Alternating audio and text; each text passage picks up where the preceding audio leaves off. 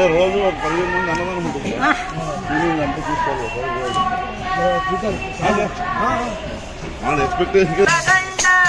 మహాలక్ష్మి అనే కరకొండ నమరక సంతకే అగదండ కవికి రెంబయమదండ అహమికి కలర కుడిలకి మాట్లాడి ಶಿಖರ ಬಿಡನೆಡು ದಿಕ್ಕು ಬಾಲಾದ ನೋಡಿದ ಸೀತಮ್ಮ ನೀ ನೋಡಿದ ನೋಡಿದ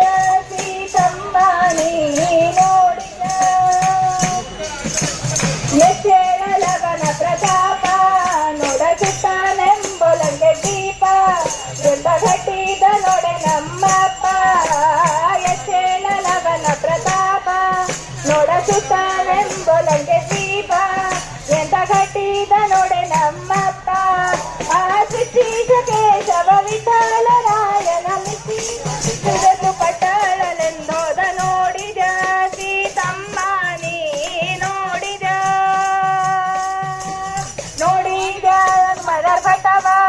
ಹಾಳು ಮಾಡಿದ ಕ್ಷಣದಲ್ಲಿ ವನವ ನೋಡಿದ ಹನುಮನರ್ಭಟವ ಹಾಳು ಮಾಡಿದ ಕ್ಷಣದಲ್ಲಿ ವನವ ಆ ದಾಡಿ ಕಿಸಿತು ಈ ದಾಡಿ ವೃಕ್ಷಗಳ ಕೊಂಡಾಡುವ ನಿನ್ನಯ ಕೋಡದ ನರುಷವ ನೋಡಿದ ಸೀತಮ್ಮ ನೀ ನೋಡಿದ ಸೀತಮ್ಮ ನೀ ನೋಡಿದ